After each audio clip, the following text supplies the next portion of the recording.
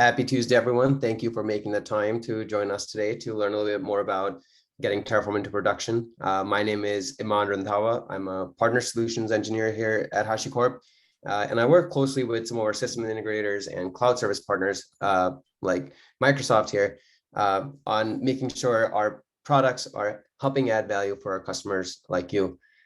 Today, I have Chris with me. Chris, do you want to introduce yourself real quick? Yeah, hi everybody. My name is Chris Wiederspan. I work at Microsoft. My title is an Azure App Innovation Specialist. So really my job is to help customers onboard and deploy apps for the cloud. So I do a lot with DevOps, infrastructure as code, and things like that. Happy to be here. Looking forward to the next hour. Yeah, thank you, Chris, for joining us. Your experience working with customers and helping them make use of Microsoft's platform is invaluable, and your insights in what customers struggle with and what they do to overcome those challenges will be great today. Absolutely. Yep. So let me get started with just a brief overview of what Terraform does and why it is the phenomenon it is today. Right. The core of Terraform is HashiCorp's infrastructure as code solution. What makes Terraform unique is the provider architecture that it has. So with providers, Terraform, which is essentially a plugin, right? Terraform is able to manage infrastructure resources for thousands of different platforms. And this is what has kind of allowed Terraform to become a de facto industry standard, because you adopt the workflow once for managing infrastructure as code, and there's extension points along the way that help you scale adoption and take control of the infrastructure resources that you're managing, day to day and over the duration of your cloud migration journeys. Millions of downloads every week. That is why it is a de facto industry standard, and we're going to talk through some of the problems that we see customers running into as they go on their Terraform journey. So the crux of why people love Terraform is infrastructure as code, right? This is the ability to have version configurations that are reproducible, that reduce human error with automation. And the benefit of Terraform beyond just the infrastructure code piece is that it doesn't just automate configuring and provisioning environments and infrastructure. You're also able to build workflows around the provisioning, such as automatic policy enforcement, recording data in your CMDB, and extend what infrastructure as code brings to the table besides the reproducible configuration and the automation. The other benefit of Terraform is the open source provider and plugin architecture. I know the provider plugin SDK team here on our side has been making huge updates to the provider framework to make it super easy for new members of the community to kind of adopt and create Terraform plugins for use cases that are not already handled by Terraform. So you can manage thousands of different platforms today, and that's expected to grow as creating and managing providers become easier and easier with Terraform. And then Terraform made its name by making it possible for organizations to manage enterprise scale cloud environments. And our partnership with Microsoft is a direct contributor to that. Just recently announced new products from Microsoft. Chris, shed some light on these. Yeah. So it probably is obvious to everybody on the call here that Terraform works great with Azure. We've been kind of integrated with HashiCorp from the various early days. We actually have a formal partnership with HashiCorp. So part of that entails the SLAs and the timelines about who's going to build the Azure providers for Terraform and so on and so forth. So, the idea there is that you can be pretty confident that there is a nice formal integration between Azure and Terraform. Part of the benefit of that is that there's a ton of continuous evolvement and integration between the two products. You're seeing a couple screenshots here on the right. One is the AZ API, which is a brand new feature. It allows you to get any Azure support on day one. One of the first things people have always asked is, well, how long do I have to wait when a preview is in feature is in preview before I can use Terraform? And the answer always used to be, well, we'll have it ready within a couple weeks or maybe even a couple months, depending on the feature. The good news is with the AZ API today, you can now implement all that stuff on day one. So the second part is AZ Terrafy, as we like to call it. It's a GitHub project, really cool. It allows you to export your existing deployments that are inside of Azure into Terraform. And that makes it super easy to kind of ramp up using Terraform as your infrastructure as code provider. So just a couple of the cool things that we've got going these days. Yeah, Chris, the partnership and the contributions from Microsoft are really gratifying for us on the HashiCorp side to see. I'm particularly excited about Azure Terrafy because a question most often that I get when working with partners and their customers is, we've already got some level of environment configured. How do we bring those resources into Terraform management, or how do we get started with writing Terraform? Well, with this tool, you have the ability to potentially use the Azure portal to configure the resources and get a working architecture, and then run a couple of commands and translate that architecture into Terraform configuration and a corresponding state file, with the idea that for future kind of use cases and day two management of the infrastructure, you could potentially use Terraform. Huge win for the ecosystem, and a great kind of example of the partnership from Microsoft here with us. Besides those kind of new announcements, we've had a strong body of providers that allow you to use Terraform for managing multiple aspects of Microsoft's platform, right? Because of the plugin-based architecture, the provider-based architecture that Terraform has, with Terraform, you get the unique ability to, create service identities and manage service principals in Azure AD, and then use those for applications that you're deploying using the Azure Resource Manager provider. You can do that in a single run. And besides managing Azure resources, as shown examples here, you can also start using Terraform to manage templatized GitHub repositories and GitHub Actions and so on. So you can exercise the full features of the Microsoft platform using Terraform and the various plugin integrations providers that we have for Microsoft's platform. And outside of Microsoft's platform as well, one of the kind of newer use cases and things we're emphasizing are the Terraform's ability to manage resources that you still might have on-prem. Once you bring them under management with Terraform, it gives you visibility into what those resources are, what your architecture looks like, and over time you can start transitioning to those towards the cloud. This sort of brings us into this large body of resources that you can manage with Terraform. It kind of brings us into where can Terraform go, right? Beyond just day one, someone downloads Terraform and starts using it, where can we take it? And a common thing we see is with increasing Terraform adoption, you run into slightly different challenges that you might than you might with when you're starting out your day one with Terraform. And to get the full benefit of cloud adoption and infrastructure as code, you need to get to this place of self-service, right? Where you removed the ticket-based kind of constrained process that your teams might be working with today, and you allow teams to manage their own infrastructure, so they're responsible for their own destiny, and you provide them guardrails that will allow them to manage resources for themselves without having to kind of wait on external teams or ticket-based approval workflows. So to unlock the value of cloud truly, you have to federate the responsibility to be able to manage cloud resources to those teams that are running applications on them. And that is something that Terraform Open Source struggles with a little bit. And that is part of the challenge with taking Terraform to production. And we're going to talk through a couple of strategies and a couple of challenges that you run into and what are some answers for that. So to do that, let's look at what the typical journey of starting out with that first step of Terraform adoption looks like, and then I'll show you how the process and the automation and tooling that's used kind of shifts to address some of the challenges that come up when organizations begin to standardize in Terraform, and then where it sort of falls short a little bit, and then what are some things we can do to handle that. So for typical Terraform open source journey, right, it begins with a clever practitioner or a developer kind of discovering the world of infrastructure as code and how the same philosophies of building and deploying using automated CI/CD pipelines that have applied to software development, those can now be applied to infrastructure.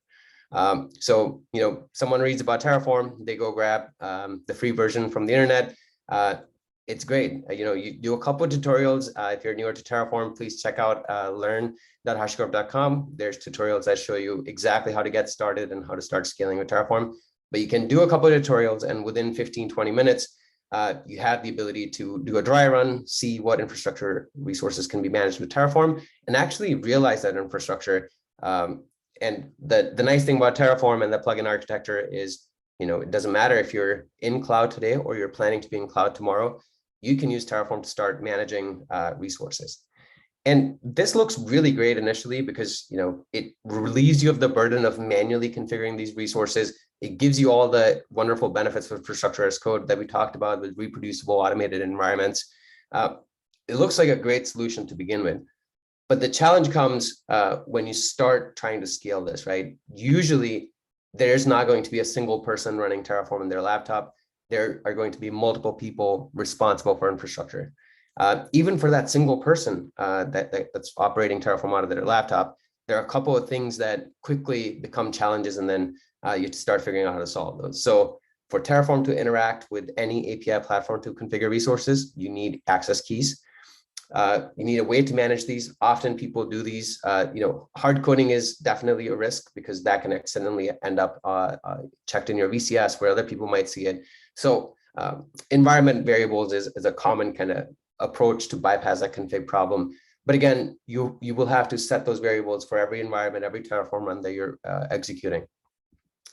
After Terraform runs, it creates a state file where it records information and understanding of the environment that Terraform is managing. This is also another problem because often you're provisioning resources that have sensitive data. And a common kind of complaint people have for Terraform is that state files end up containing sensitive data, and we're worried about exposure to those state files. Usually, again, there's some strategies for managing and encrypting the state file, but again, it's a problem that needs to be solved, right? And then finally, this whole process, when you go download the Terraform binary from the internet, it's a shell binary that you run, from a shell command. There's no real API around it, so that if you wanted to build custom workflows beyond just the standard kind of plan, apply, if you wanted to do something a little bit more custom around what steps Terraform is taking, what information is being provided by the plan, what is some additional information we can gather after the apply has happened so you can keep track of all the resources that are being managed. There's no easy way to do that because, again, the binary, the Terraform binary that you use, the open source version, is designed to solve problems for individuals, right? It's built for that practitioner that realizes that there needs to be a better way to download the tool and they can use it, but it's hard to kind of build enterprise-ready workflows around it. So these are kind of initial challenges that people run into. And here's some potential solutions, right? There's some solutions, people have figured it out, and your organization might be implementing some version of these already. The main kind of approach that people take to this is having a dedicated machine that they use to run Terraform, right? Now, this machine could be a virtual machine, could be containers that we've set up with our pipeline, but we set up a dedicated environment to run Terraform and try to solve some of these problems. There's approaches for other parts of this challenge too, right? We're now running Terraform on a dedicated machine. We're providing environment variables, something I mentioned, and we start storing our state files in object storage buckets. This is something that's commonly done with open source, but again, there's some challenges that you run into with this as well. The primary kind of concern with all of this is as you begin to standardize on Terraform, and if you remember earlier, we talked about what does innovating with Terraform look like. First, you need to standardize with Terraform, and then you get to the place where you can allow teams to self-serve and start to innovate with infrastructure as code in Terraform.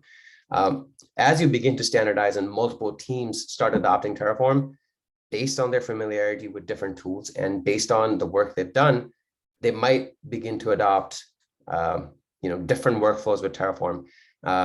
Like we said, there's the initial approach of you run it on your laptop or from a jump box. there's this other approach of tying it to a CI/CD pipeline. There are a couple of challenges with all of this, each one of these approaches too. So if you are doing it where you have it's running on some operator's laptop and you trust them to be kind of the gatekeeper and the guardian of your infrastructure, there's this obvious challenge of all this information that is used to manage your infrastructure lives on this one machine or laptop, right? If you set up kind of this other approach of having a jump box where people go in and execute Terraform runs, or having containers that do that for you, again, there's challenges around how are we standardizing the management of credentials that are going to be used to manage our infrastructure? How are we connecting it to version control in a sane, reasonable manner where every time a run happens, where we have the latest code, we're executing the branches and the configurations that we expect to run. And again, this credentials continue to be a problem throughout this journey. The more kind of refined approach that a lot of team takes is setting up a CI/CD pipeline that executes Terraform, right?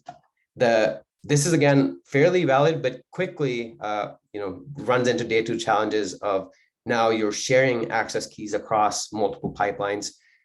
Multiple teams may have multiple different steps in their pipeline as they use it to deploy infrastructure. And then again, the secrets management and how you provide credentials and how state is managed continues to be a problem. And the culmination of all of this is, before we can get to this kind of nirvana state of everyone gets to manage their own infrastructure, we get a full stop put into place by our security and compliance teams, because they're not fans of these various different kind of snowflake type of workflows, where each workflow might have a different set of best practices that need to be enforced and figured out, right? And we kind of go back to this procedure of, yes, we will use infrastructure as code, we will use Terraform, people will author Terraform configurations, but before we roll those out in production or any environment, we will require a security team to come in and security team or some other team to review tickets, review the changes that are about to be made, and manually approve those changes. And we're back to that, square one of having this manual process with tickets in place, that where the extended period of time is spent reviewing these tickets before changes get rolled out. And this really is what kind of usually puts a little bit of a blocker to scaling and adopting Terraform in production, is this manual process that needs to happen so that there is some level of approval being enforced before infrastructure changes are rolled out. I've called out some concerns on the right side here that security teams commonly present as justification for having this manual step along the way. The main kind of reason is that we have manual compliance enforcement and there's no standardization. It's everyone has variable flows, and this is a common challenge. Chris, anything to add here? Something that you might have seen with customers that you're working with? Yeah, exactly. Most of the customers I work with are large enterprise customers, and we see it all the time that they go down the path of using the open source versions. They start implementing CI/CD around their infrastructure as code, and it goes exactly like you had in these slides, right? I mean, they start hitting small roadblock after small roadblock, and eventually it just becomes an unmanageable solution. So, it is a real problem. It happens out there in the wild with real customers, right? So, I think as Aman's kind of building up to, there is a better solution out there. It's just being able to execute on that and find the right way of using Terraform in an enterprise setting. Yep, I think hopefully the workflow here is clear, and the challenges that if you're adopting Terraform and if you've run into these today already, then hopefully you're nodding along, or otherwise you're seeing how this could become a problem in the future. And I'll give you a couple of strategies as we begin talking through this, of what you can do to kind of get ahead of those problems, or what are some things that you might consider building if you want to kind of start attempting to get ahead of these problems. So from our perspective, right, we've seen these problems, and from since the last kind of 7-8 years of iterating and working with Terraform, we've come up with a workflow that works for most of our customers, and we built that into Terraform Cloud. which is offered as a product, as a service that you can use to have a fully managed platform that manages infrastructure as code for you. We'll talk through some of the challenges and some of the problems that it solves, but just know that all the things that we'll talk through, you can potentially take the time and the effort to build a solution for yourself as we consider, as I bring up a couple of considerations for taking Terraform to production. But there is a solution sort of available for you if you would rather spend that engineering time on unique differentiators for your business and your organization versus kind of rebuilding a solution that already exists. So the main thing, as we'll touch on, is to be able to provide a consistent workflow so that whatever pipeline, whatever use case that you design, at least for the Terraform piece of it, is common between your different environments, whether you're managing resources in cloud, whether on-prem network infrastructure. The main objective of the pipelines that you're building, it should be consistency, because if you have a consistent workflow, then that's a workflow that you can reason about. That is a common workflow that you can build policies and processes around. One thing you commonly see is technology evolves a lot more rapidly than people and processes do within an organization, right? So there's that three-legged stool of people, process, technology. Technology evolves a lot faster, and process and people is where we struggle. So if you can build a consistent process that works across multiple technologies, which is exactly what HashiCorp tools do, you can then design your, and train your people to work with this process that's going to work across multiple technologies. So consistency is the key here. If you have a way to have consistent pipelines, that is something that you should be looking at and you should be building. Then besides consistency, right, the number one thing that you struggle with is, where do we manage state files? The kind of solution that we talked through that a lot of open source customers use is having cloud storage buckets, but that exposes you to slightly more risk of, usually those cloud storage buckets require credentials. These credentials are shared by multiple pipelines. So there's always that risk of, one team's pipeline getting access to, being able to access another team's state file, and the ability to kind of abuse those credentials to go edit other people's resources or, accidentally override other people's resources. Besides kind of the credentials for that you use for managing buckets where you're storing your state file, two main things to keep in mind. You definitely need to encrypt and protect your state files, because there will usually be sensitive information in them, such as if you're using Terraform to manage applications or databases, passwords for those resources will sometimes end up in state files. So you want encryption, you want tight access control around those state files. You also want versioning for your state files, because the versioning lets you roll back if needed. If something accidentally goes wrong, you don't have to rebuild the state file from scratch. You can sort of restore an older version and just update the pieces in place. And the second is you can use the state file versions to track changes as they're happening to your environment, right? It very quickly, you might be able to see, we realized that after our deployment yesterday, infrastructure changes yesterday, our application has stopped working. I can quickly see the differences between the state files to determine what exactly changed, and that can lead me to a root cause a little bit faster. So Terraform Cloud provides you encrypted state management as a default. This is a free tier feature. So if you wanted to try this out, you can start using Terraform Cloud to store your state files today, and super easy to do. Minimal configuration required. It takes care of most of it for you. And that way your state file is never at risk. And then there's a refined RBAC structured role-based access control, which we'll touch on in a bit. There's refined role-based access control built around the access to state files.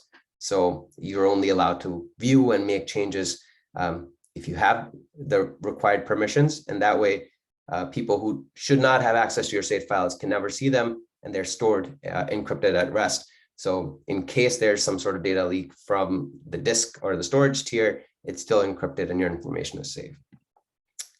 But after infrastructure managing the state file, what you also need to do is tightly control the Terraform configurations that are going to be executed by your Terraform pipelines. The easiest way to do that is tie it to a version control system. This is kind of a basic thing to mention here, but we've seen organizations that kind of manage the Terraform config files like they would manage ad hoc scripts. You should never do that. All Terraform and infrastructure as code should come from version control. And if possible, the pipeline system that you're using should always fetch the version of Terraform that configurations that you want to execute from your version control system. I've called out a couple of kind of common CI/CD type tools and version control systems that are available out there. And all of them have integrations that are possible with other pipeline tools so that you're executing Terraform with the latest version of the configuration. Terraform Cloud also has a really great integration with most common VCS tools. Another kind of nice to have that appeals to a lot of organizations with slightly more advanced DevOps workflows is the ability to update pull requests with information about the changes that are coming in. So with Terraform Cloud, when you create a pull request, Terraform Cloud recognizes that a pull request was created. It uses that pull request to run a plan, and it can post status about that plan into your pull request so that when we go and merge this pull request, we will get expected changes and there'll be minimal surprises. Besides version control, right, the other kind of piece that customizes what's happening to your Terraform run, it's first is the configuration file that you're going to be pulling from VCS if you've hooked it up to your version control system. The second is variables, right? Variables can be used to customize the Terraform configs that are running. A common challenge is securely managing these variables, because these variables are usually used to provide environment-specific configurations and API credentials. So if you follow the principle of least privilege and separation of concerns, you will have separate credentials for managing, let's say, a prod environment versus a staging environment. And an easy way to use the same configurations with Terraform across these different environments is to variabilize your credentials that you need to use to access the API for that environment. You should do that. And generally, it's smart to manage access to those variables and manage what those variables can be used for, right? So in this example, I've got the screenshot of Terraform Cloud where we can store sensitive values. As you see here, that value is then stored and encrypted on the Terraform backend, but never displayed to any user. So we could use a pipeline that creates temporary credentials, potentially using our secrets management solution, Vault. You create a temporary credential and you set it as a sensitive value that cannot be read, but it can only be used internally by Terraform. There's also, as you see here, the ability to kind of provide descriptions and some contextual information with Terraform Cloud so that it makes variables a little bit easier to use. But it comes with the ability to securely manage variables built in. So if you're using variables to provide credentials, Terraform Cloud makes it super easy to do that. So we've talked about a little bit about kind of configurations, variables. This builds into this concept of workspaces. If you're familiar with Terraform Open Source, workspaces is essentially an encapsulation of Terraform configuration files, variables associated with them, and the state file that represents an execution of that config file. We recommend breaking down your infrastructure into slightly smaller chunks. This will make getting to production a little bit easier because you can control where changes are getting rolled out, right? In this example here, we broke it out into two workspaces, one for the compute team, one for the networking team. And since those are separate concerns, these teams can kind of follow that principle of multi-speed IT. The network team can iterate on their network configurations slowly at their pace.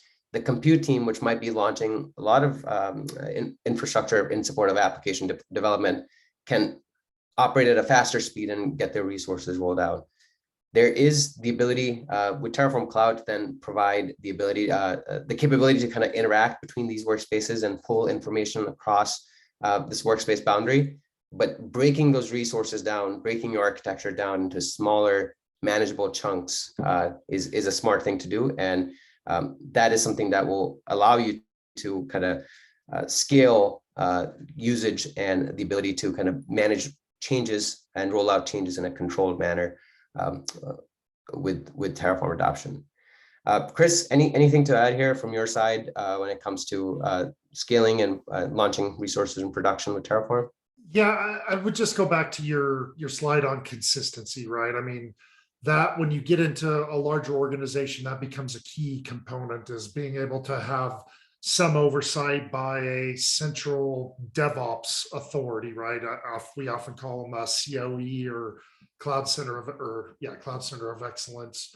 Those DevOps COEs, they want to have some control over certain things, but they also don't want to block the effectiveness or the agility of their individual app development teams. So being able to piece all of this together into a consistent workflow that has the right governance and the right tools in place makes it incredibly effective to be able to move fast, deploy applications and infrastructure quickly, and make big changes, right? I mean, the day and age of digital transformation and all that kind of stuff is not possible if you can't move fast and react quickly to changing environments.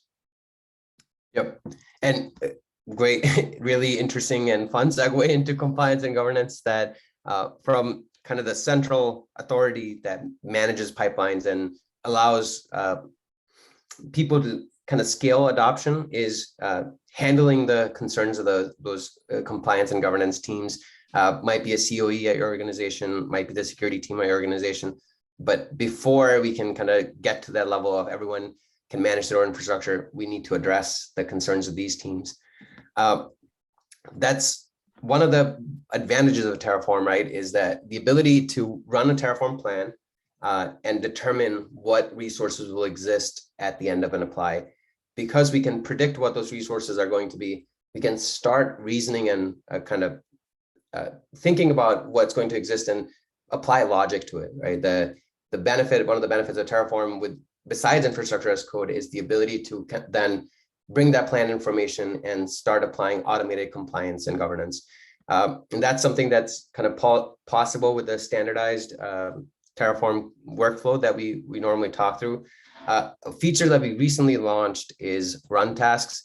So obviously, like I mentioned, after the plan phase, we know what resources are going to exist after our apply runs.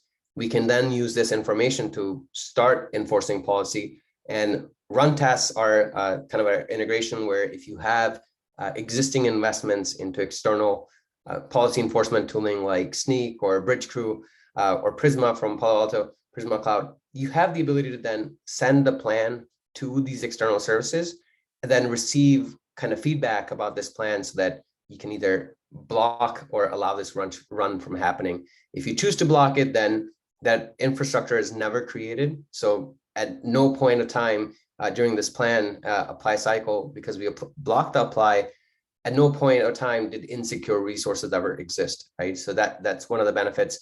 Again, people have built sort of customized workflows around this using various CI/CD tools, but that's what we kind of try to highlight is you could be spending engineering time building and maintaining those customized workflows, or you could enter two values into a tool like Terraform Cloud and have the ability to post the plan information to the external service and receive feedback from it. That's the benefit of adopting a tool like Terraform Cloud, where we've thought through some of the features that are necessary and we've built them for you. Besides the ability to be able to kind of automate this compliance and governance by enforcing, kind of putting logic around the plan using external services, there is also the ability to use Sentinel, which is HashiCorp's policy as code framework. So if you are able to, if most of your use cases are handled by these external services like Snyk, Bridgecrew, a couple of those that I mentioned, if you have use cases that are handled by them, great, you have the ability to use that external service and use their policies. But if you have really customized use case specific policies that you need to enforce with Sentinel, you can codify pretty much any logic. So instead of the security team looking at code or looking at architectural documents, we can codify that security team's knowledge and objectives into these policies that are automatically enforced, so that the time it would take for someone to review this policy manually once, they can take that time to create this automated enforcement, and then it runs every time a Terraform run is happening, and it provides that enforcement automatically. Think of the leverage a tool like this would give you, where instead of someone manually approving every single deployment, they can just codify their knowledge and their requirements into an automated policy enforcement workflow. Sentinel gives you the ability to customize the logic and enforcement that's happening. And the nice thing about Sentinel is, similar to Terraform, this is also platform agnostic. So the same way you could use Terraform to create configurations that manage resources in multiple different environments, we can use Sentinel to provide policy enforcement in multiple different environments. One of the benefits of policy enforcement is we can now start forcing people to understand the implications and the impact of their actions, right? And one of the ways to do that is by promoting an understanding of cost. So often, people think of cloud as this kind of infinite space of resources where I can get whatever I need, but that leads to over provisioning and more expensive kind of experiences for our kind of mutual customers with Microsoft and HashiCorp. So cost estimation is a feature, and this is something that's built into Terraform Cloud, but there's a couple of other capabilities available outside of Terraform Cloud if you want to build custom workflows. But the idea is you are surfacing information about how much resources that are being provisioned are going to cost. This is a good way to promote the understanding of how expensive these resources are. This helps address some of the concerns that management and other people might have around allowing people to provision their own resources because they're worried about cost. Once we start surfacing information about the cost, then you can build policies around this too, so that there's automatic kind of decision-making happening, so that people are not provisioning dev environments that are going to cost hundreds of thousands of dollars every month. All of this relies on being able to surface information about the cost so that people understand what they're doing early on, right? There's obviously the way of you provision resources, and at the end of the month, you look at your billing screen and understand how much those resources cost you in the last month. But this is a way to kind of shift that left so that you're finding out how much these resources will cost before you provision them in the first place. So great way to kind of reduce the risk of overspending and allay some of the concerns that management and kind of the financial team might have. The other kind of compliance and governance strategy that I'm going to bring up is single sign-on. By allowing access to your Terraform platform only through single sign-on, you are kind of complying by this best practice of having a single source of identity across the organization. Again, this is one way to make sure that onboarding and offboarding for users is kind of systematic. If someone leaves your organization, they should not have access to the ability to your Terraform platform, so they can go, potentially after they've left, undertake malicious actions. So if you tie it to single sign-on, where your organization onboards and offboards users in the first place, you want to bring that understanding into your Terraform platform. Again, Terraform Cloud has the easy ability to integrate with, I've shown the example of Azure AD here, but you can tie it into any SAML-based authentication and identity provider and gate access based on their credentials being validated by this external tool. Single sign-on ties in really well with role-based access control. This is the other thing that you need to keep in mind. Obviously, single sign-on does the job of authentication. This is the authorization piece.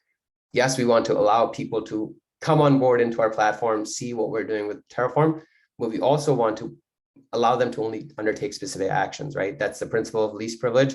And you can enforce that by having role-based access control, where based on who you are, you're only allowed to do specific things. You see that screenshot here of Terraform Cloud.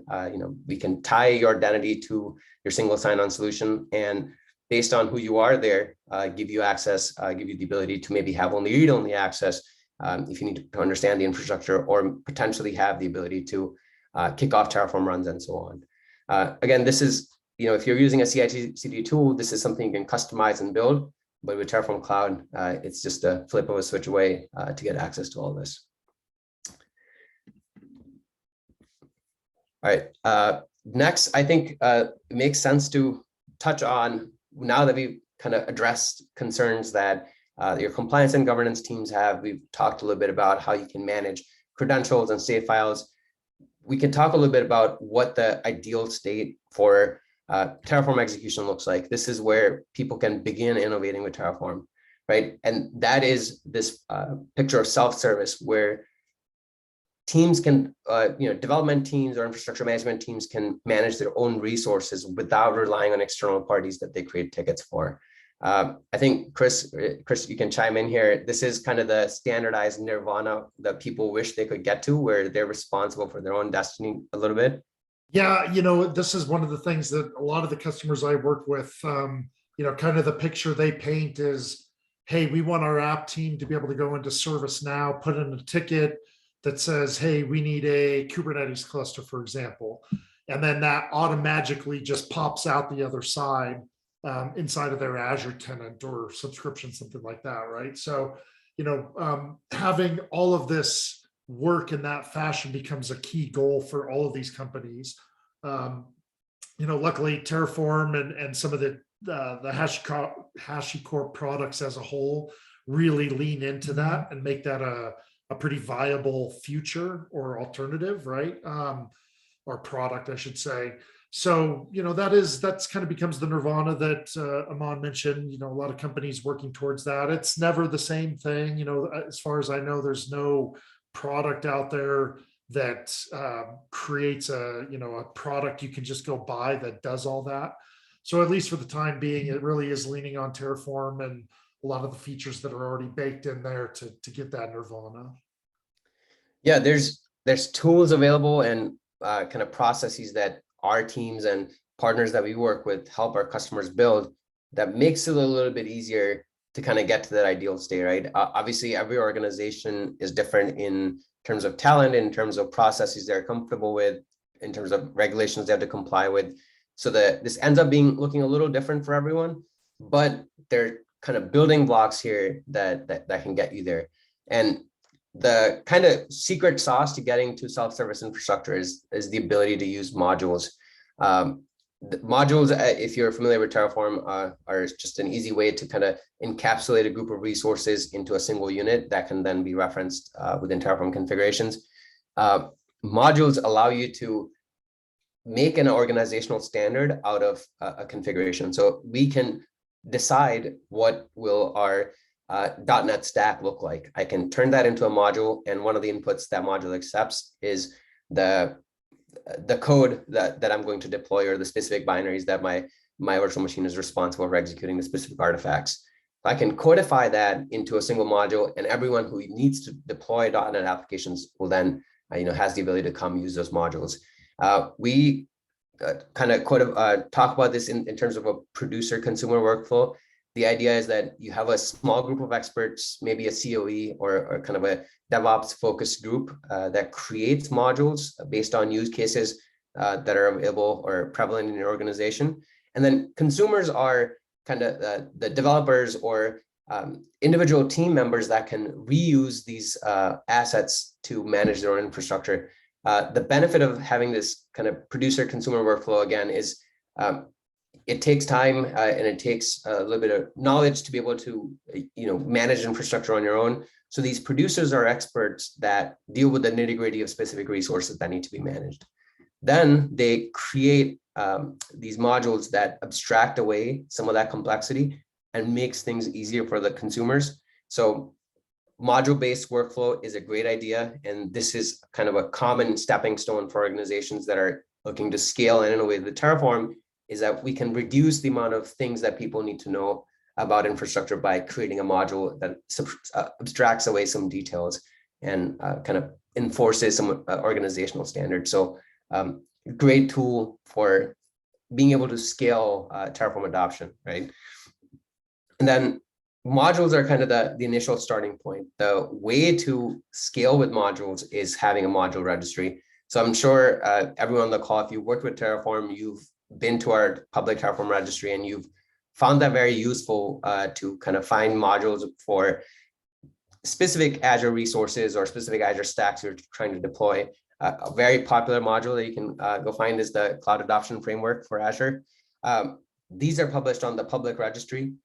As you can see, the registry makes it super easy to kind of discover these things because you're not hunting all over GitHub. You can just go to this one place and search. The private registry does something very similar for your organization, right? It makes it super easy to find where all your organization, where your modules are. And this is something that's built in Terraform Cloud.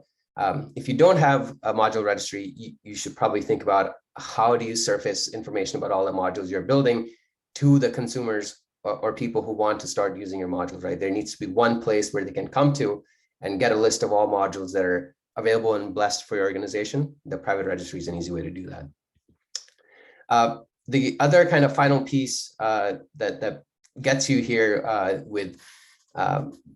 for scaling and getting to self-service is removing that jump box or removing that machine that people are using to run Terraform, and offering a central place where all Terraform runs will happen, regardless of which team you belong to. So, generally this is kind of done with a couple of CI/CD tooling where they create pipelines and they create containers for each run. One of the challenges that you run into with CI/CD tools running Terraform is they have kind of limited awareness of Terraform's requirements, right? If you're trying to run a specific version of Terraform, suddenly you're spinning up another version of the pipeline, and you have multiple copies of this pipeline. If you're trying to gather logs for your Terraform runs in a consistent way, suddenly you're customizing your pipeline again. If you adopt Terraform Cloud, you get a standardized way where Terraform Cloud executes these pipelines for you in a central place. And has a consistent interface that we have built an API around, where now you can start kind of using the API to customize what you do with Terraform, right? And finally, one thing I wanted to offer up here is the gateway and the key to getting to self-service is the ability to enforce policies, right? If you kind of start asking why we have to use tickets and kind of that manual approval workflow, you find out that organizational policies and the enforcement of those policies is the reason why there's a manual step in the way where someone has to go look at your code and say, this is approved or not approved. If you could codify those policies, then there's the human step is removed, and now you can just rely on your pipeline for policy enforcement. And obviously machines do that a lot faster than humans. So if you wanted to kind of take a stab at that, there's a foundational policy library that's available. You can search for the string, or we'll share these slides as well. But you can start using these policies to kind of get enforcement day one and build that into an automated compliance-based workflow, right? So that you're not manually having to have that step along the way.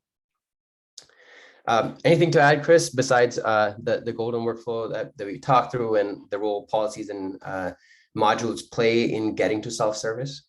Nope. I mean, it is a thing of beauty when you see an organization, a large organization that's kind of mastered that. You start to really understand how they've been able to win, right? I mean, win as in they've got a good workflow, they move fast, and are able to really innovate at a high speed. So it is possible, it's out there. Terraform's a big, huge part of that. Yep. I think I have this slide here, for people who are interested in trying out Terraform Cloud. We've covered a couple of strategies. I think we can take some time to address questions. Chris, I see you've been responding to people along the way, but if you wanted to try out Terraform Cloud, we have sort of a lab environment that you can quickly, use this QR code. You can spin it up, try out different features. It takes you through a step-by-step journey of if you're trying to adopt a product and, trying to scale Terraform Cloud, what are some things that you might do along the way? There's also the ability to get a free Azure subscription if you're trying to test resources on your own. But if you do this hands-on walkthrough, it gives you an Azure account where you can try all these different features that we've talked through today. Chris, I see you've answered some questions. Are there any that you didn't get to that you think would be valuable for us to talk through? I know one question that always comes up, especially from the Azure side, is what is the difference between like Terraform versus ARM templates or Bicep, if you're familiar with that. And my answer to that is, I mean, Terraform is kind of one tool to rule them all. I'm a Terraform fan. I do some ARM templates and bicep templates when needed, but when you're investing in infrastructure as code, doing so through like HCL and Terraform really does pay off across multiple clouds. You're not going to be able to take the exact same TF files that you built for Azure and run them on AWS or vice versa, but that investment and understanding the language and the ecosystem pays off across all the different clouds. So there's probably a longer discussion to have on that, but that's often a question that gets asked.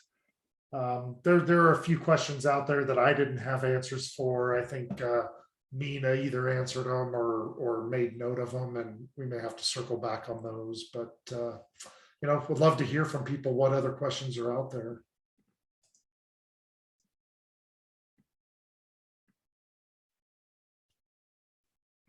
Yes, Orlando, Terraform can call ARM templates, and there some of that new AZ API stuff that I mentioned in the beginning kind of lends itself to the other direction. The whole idea there being that it doesn't have to be an either or scenario. To the extent that you need those to work together, there are integration points to kind of work around that and get those to work together. So. Yeah, I think for the longest time, there's been that safety valve of being able to call ARM templates, but honestly, the approach with the AZ API provider is a little bit better. And if I understand correctly, one of the roadmap items is to be able to translate whatever you've created with the AZ API provider today to the Azure Resource Manager provider when it comes out in the future. So it requires a little bit of a deeper understanding the AZ API provider. It requires an understanding of the Azure API, but that's available in docs. And once you use it, in the future, there will be a simpler on-ramp to bring those resources in under management to the standard Azure Resource Manager provider.